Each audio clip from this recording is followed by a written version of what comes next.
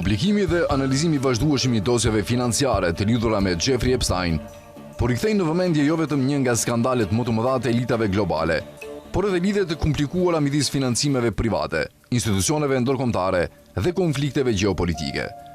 Në një analizë të gjatë dhe kritike, shkrimtari dhe humbtuesi Ismail Salahuddin argumenton se historia e Epsteinit nuk duhet parë vetëm si histori e krimeve individuale, por si një dritare që ekspozon mënyrën se si sistemi global i pushtetit funksionon përmes rrjeteve financiare, institucionale dhe ideologjike.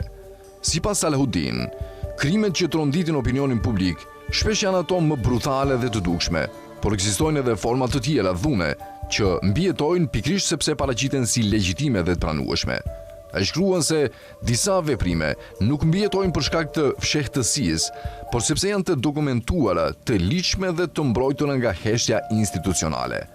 Analiza e tij fokusohet në dokumentet financiare që tregojnë donacionet e Epsteinit drejt organizatave dhe institucioneve të ndryshme, përfshirë ato që lidhen me mbështetjen për ushtrinë izraelite dhe projekte të ndërtimit vendbanimeve.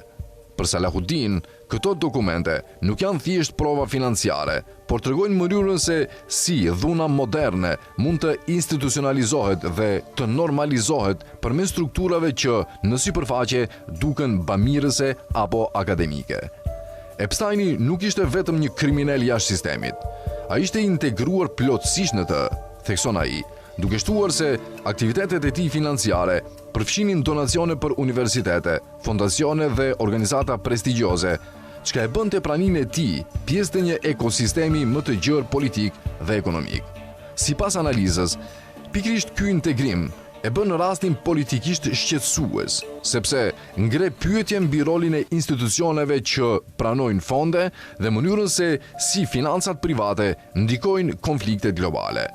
Një nga argumentet kryesore të Salahuddin është se dhuna moderne nuk është gjithmonë e fshehur. Përkundrazi, ajo shpesh legalizohet dhe racionalizohet përmes procedurave administrative dhe gjuhës së ligjshme. Ai thekson se donacionet e dokumentuara tregojnë një realitet ku financimi i strukturave të diskutueshme nuk ndodh në fshehtësi, por në mënyrë transparente dhe ligjërisht.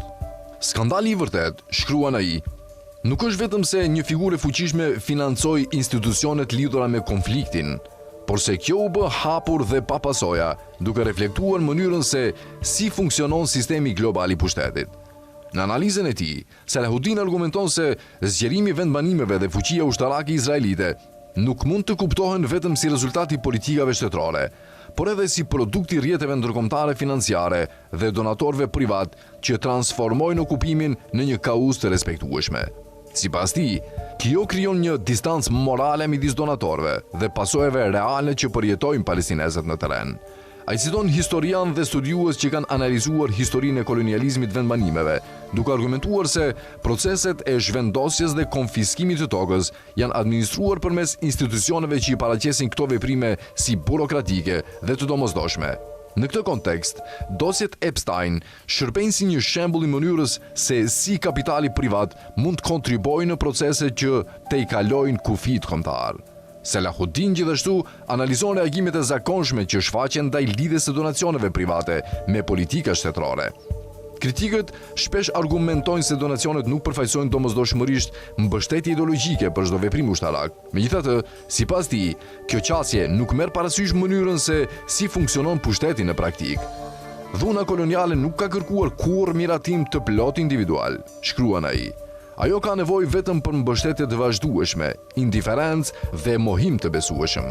Në analizë trajtohet edhe roli i qeverive perëndimore, të cilat vazhdojnë të përdorin gjuhën e ligjshmërisë dhe vetëmbrojtjes, ndërsa sipas autorit, strukturat financiare dhe diplomatike krijojnë kushte që bëjnë konfliktin qëndrueshëm në kohë. Ai argumenton se fokusimi vetëm në krimet personale të Epsteinit rrezikon të lërë të paprekur strukturën më të gjerë që mundsoi fuqinë e tij. Sipas Salahuddin, Gaza përfaqëson një moment që ekspozon kontradiktat e sistemit ndërkombëtar. Ai vëren se shkatrimi masiv shoqërohet me një gjuhë administrative të qartë dhe teknike, e cila e transformon dhunën në proces burokratik dhe e zhvesh atë nga dimensioni moral. Analiza e tij përfundon me një reflektim mbi mënyrën se si elitat globale ndërtojnë narrativin e moralit dhe civilizimit, ndërsa njëkohësisht përdorin mekanizma institucional për të legjitimuar dominimin. Dosjet Epstein, sipas tij, nuk zbulojnë vetëm një skandal personal, por një rend të njohur pushteti që funksionon përmes financave, privilegjit dhe mbrojtjes institucionale. Çështja nuk është nëse individi mbështet institucione të caktuara, shkruan Salahuddin. Pyetja është pse një mbështetje e tillë trajtohet si normale në hapësirat elitare, ndërsa vuajtja e palestinezëve mbetet e marginalizuar.